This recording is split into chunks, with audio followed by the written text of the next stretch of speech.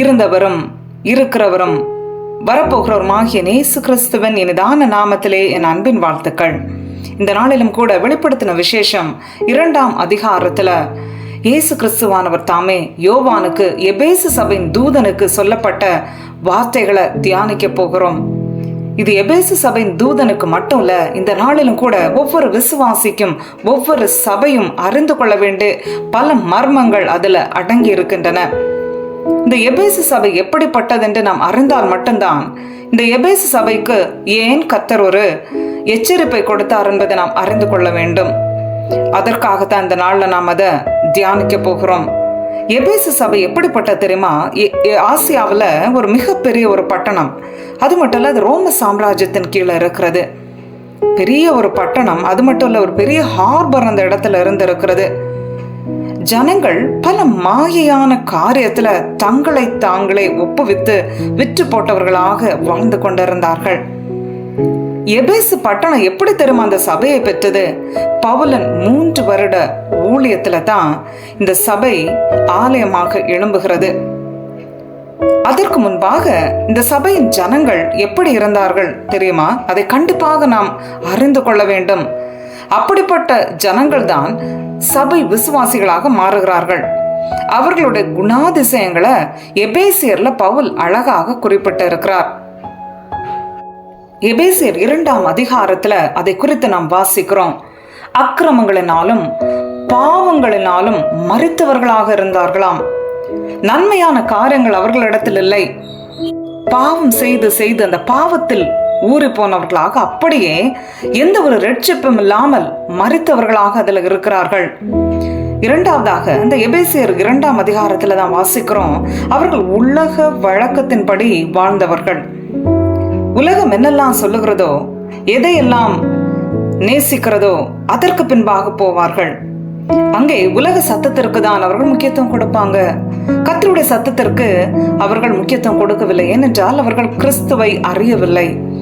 அது மட்டும் இல்ல, கீழ்ப்படியாதவர்கள், யாருக்குமே அடங்காதவர்களாக கீழ்ப்படியாதவர்களாக வாழ்ந்து வந்தவர்கள். அவர்களை மாற்றுவது மிகப்பெரிய கடினமான ஒரு காரியம். அது மட்டும் இல்ல, ஆகாயத்து பிரபுவின் ஆவிக்கேற்றபடி நடந்து கொண்டவர்கள் என்று சொல்லப்பட்டிருக்கிறது. ஆகாயத்து பிரபு என்றாலே நமக்கு தெரியும், அது ஏஞ்சல்ஸ் அல்ல, கர்த்தர் அல்ல. பிசாசின் கிரியைகளுக்கு, பிசாசின் சாம்ராஜ்யத்திற்கு கீழாக உள்ளவர்கள். பிசாஸ் என்ன காரியங்களை செய்ய சொல்லுகிறதோ, எப்படியெல்லாம் அவர்களை வழி நடத்துகிறதோ அதற்கேற்றபடி தங்களுடைய சடங்காச்சாரங்களையும் தங்களுடைய ஆவிக்குரிய வழிகளையும் பிசாசுக்காக செய்பவர்கள் விக்கிர ஆராதனைக்காரர்களாக இருந்தார்கள். அது மட்டும் இல்ல, மாயையான காரியங்கள் நடந்தவர்கள். மாம்ச இச்சையின்படி தங்கள் இஷ்டப்படி நடந்து கொள்வார்கள். அவர்களுக்கு கட்டுப்பாடெல்லாம் கிடையாது. பெரிய பட்டணமாக இருந்ததுனால பயங்கர ட்ரேடிங் அண்ட் பிசினஸ் இருந்த இடம். அநேகர் வருவார்கள் போவார்கள். மாம்ச இச்சைகள் செழித்தோங்கிய காலம் அது. சுபாவத்துல பார்த்தா ஒரு அன்போ பண்போ இல்லாத ஜனங்கள் என்று எபேசியர்ல சொல்லி இருக்கிறார். சுபாவத்துல கோபம் உள்ளவர்களாம், கிறிஸ்துவை அறியாதவர்கள். இந்த ஜனங்களை யூதர்கள் எப்படி நினைத்தார்களாம் தெரியுமா? அந்த இடத்துல எபேசு பட்டணத்துல யூதர்களும் வாழ்ந்தார்கள். அந்த யூதர்கள் இவரை எப்படி நினைத்தார்களாம்? புறஜாதிகள். யூதர்கள் புறஜாதிகளை எப்படி வைத்திருப்பாங்க நமக்கே தெரியும். பாளையத்திற்கு புறம்பாக வைத்திருப்பார்கள். தங்களுடைய ஆலயத்திற்குள், யூத ஆலயத்திற்குள், சினகாக்ல உள்ளே விட மாட்டாங்க. அப்போ புறஜாதிகள் என்று யூதர்களால் தள்ளி வைக்கப்பட்டவர்கள் தான் இந்த எபேசு பட்டணத்தார். அது மட்டும் இல்ல, யூதர்கள் அவர்களை குறித்தெல்லாம் சொல்வது, இவர்கள் வாக்குத்தத்தம் இல்லாதவர்கள், இவங்களுக்கு உடன்படிக்கை கிடையாது, நம்பிக்கை இல்லாதவர்கள், தங்கள் வாழ்க்கையை குறித்த நம்பிக்கை இல்லாத ஜனங்கள், தேவனற்றவர்கள் என்று யூதர்களால் இகழப்பட்ட இந்த எபேசு பட்டணத்து ஜனங்களை தான் பவுல் சந்திக்கிறார். கர்த்தருடைய ஆசையாக இருந்தது இந்த ஜனங்களை விடுவிக்க வேண்டும் என்று. இப்படிப்பட்ட ஜனங்கள் தான் பின் நாட்கள்ல எபேசு பட்டணத்து சபையாக மாறுகிறார்கள். அவர்களுக்குள்ளாக மாற்றம் வந்தது.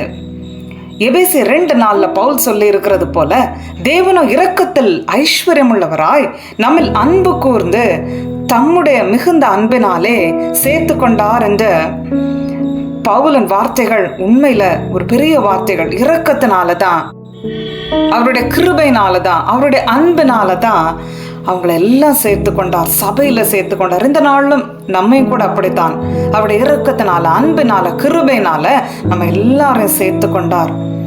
இப்படிப்பட்ட ஜனங்கள் எப்படி மாறினார்கள் என்று எபேசியர் 2:5-8-13 சொல்லப்பட்ட இருக்கிறது.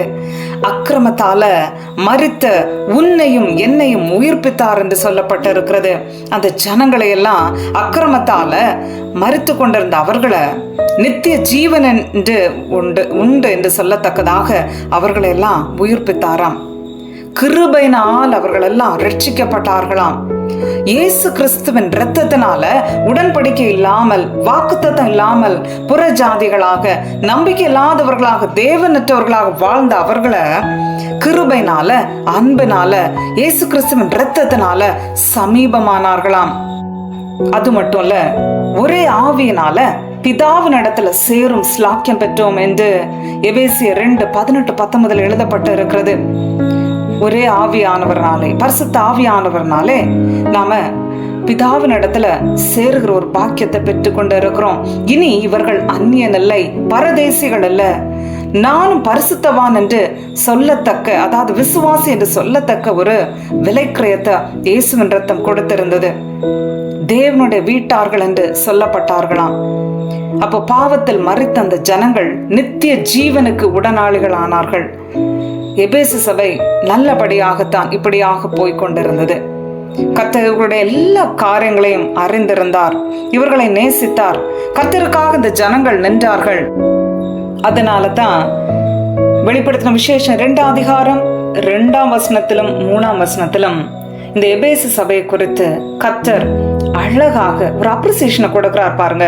உன் கிரியைகளையும், உன் பிரயாசத்தையும், உன் பொறுமையும், நீ பொல்லாதவர்களை சகிக்க கூடாமல் இருக்கிறதையும், அப்போஸ்தலர் அல்லாதவர்கள் தங்களை அப்போஸ்தலர் என்று சொல்லுகிறதை சோதித்து அவர்களை பொய்யர் என்று கண்டதையும், நீ சகித்து கொண்டிருக்கிறதையும், பொறுமையாயிருக்கிறதையும், என் நாமத்தின் நிமித்தம் இளைப்படையாமல் பிரயாசப்பட்டதையும் அறிந்திருக்கிறேன் என்று இயேசு கிறிஸ்துவானவர் இந்த ஜனங்களுக்காக சாட்சி கொடுக்கிறார். கர்த்தர் நல்லவர். நாம் செய்கிற ஒரு காரியத்தை கூட அவர் மறப்பதில்லை. ஒரு கலசம் தண்ணீர் அவருக்காகவோ அவருடைய ஜனங்களுக்காக கொடுத்தால் கூட அதை மறப்பவர் அல்ல. இந்த ஜனங்களுடைய நற்கிரியைகளை அழகாக அந்த 2-3 கர்த்தர் சொல்லி இருக்கிறார். அப்படிப்பட்ட இந்த சபை ஜனங்கள் எப்படியாக விழுந்து போனார்கள் என்பதை அடுத்த எபிசோட்ல நம்ம பார்ப்போம். நிச்சயமாக கர்த்தர் அதுவரையும் கூட உங்களையும் என்னையும் அவருடைய வசனத்தினால, அவருடைய வெளிச்சத்தினால, கிருபையினால வழி நடத்துவாராக. கர்த்தர் தாமே இந்த வார்த்தைகளை உங்களுக்கும் எனக்கும் ஆசீர்வாதமாக மாற்றி தருவார். ஆமேன், ஆமேன்.